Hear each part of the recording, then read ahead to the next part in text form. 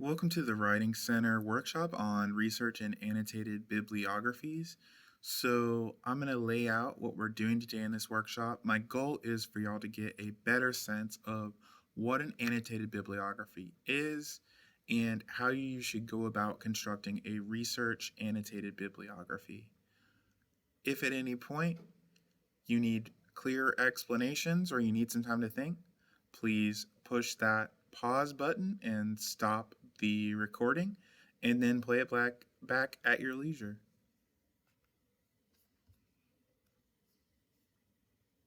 So we're going to start with what is an annotated bibliography? An annotated bibliography is a tool that is used for research, and it functions to both record your sources and organize your sources, as well as to collect your thoughts on the research project.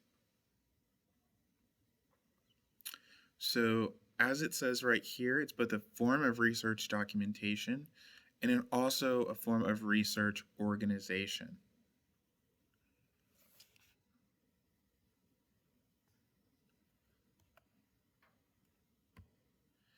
So I'm going to go over some general steps for your research process, and what this should do is this should really guide you through the process of making your annotated bibliography. So let's go through the steps one by one. The first thing that you're going to want to do is you're going to define some key words that are going to pertain to your topic and the subject that you're interested in researching.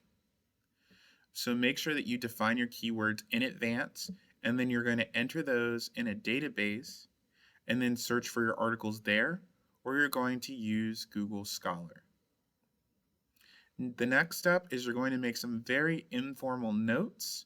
So after you have found a source, you can just copy and paste that in a document such as a Google Doc or a Word document, something like that. Just make sure you have enough information that you're not going to lose the source. The next thing that you do is you put the title of the article, and then you start to take notes on it. Here are some things to consider while you take those notes.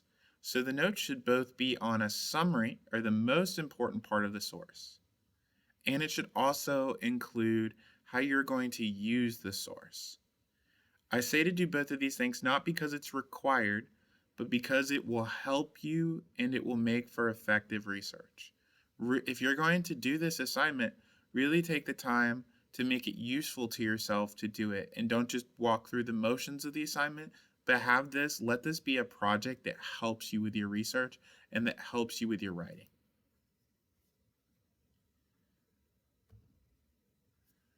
Our third step is to check the credibility of the source. So usually anything that you find on an academic database has gone through a process that's known as peer review. Peer review basically means that a bunch of subject matter experts and scholars have reviewed that article and say that it meets very, very stringent standards for accuracy and that it is generally accepted knowledge. So anything that you find on a database is usually going to have gone through that peer review process and be credible for you to cite. Where do you find these databases? Well, if you go to the library website, the library has a list of databases that you can use for free. You can search texts by author, you can search texts by title. That's why in step one, I told you to really define your key words, because those are going to be the words that you enter. So one source of credible sources is, of course, the databases, but another is general websites, and you're going to want to go with .orgs. You're also going to want to do an evaluation of the source yourself.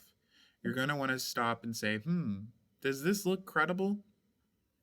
And that can be tricky to do, but over time you'll get better and better at it. And if you have any questions, ask your instructor or ask a peer. Your fourth step is going to be to construct citations. So when you construct citations, you can do this one of two ways. You're first going to identify what format style you're using. They have MLA, APA, Chicago Tribune, and then a bunch of other ones.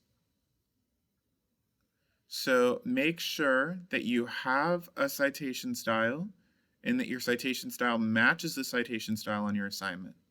Then what you do is you go find that handbook online and then you cite the source in the way that it tells you to.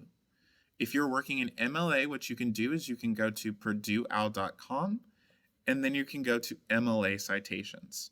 I'm thinking about attaching a separate video to this to describe that process to give you some additional assistance with that. Okay. You can also look up citations on Google Scholar or Citation Machine. So what these do is they cite the source automatically by you entering the title of the author in the format that you want. Please use caution. Just because you find a citation on Google Scholar doesn't mean that the citation is correct or in the right edition. So what you should always do is you should always go to the format reference book, whether that's MLA, APA, or Chicago Tribune. Check that manual to make sure that the citation is correct, and then put that citation on your paper.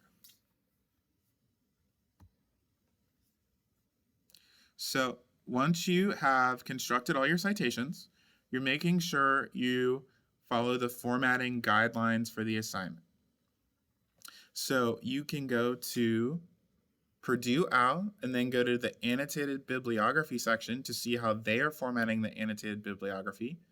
You can also click here for a sample Annotated Bibliography. Just make sure you're following each of those steps and that you're meeting your instructor's specifications.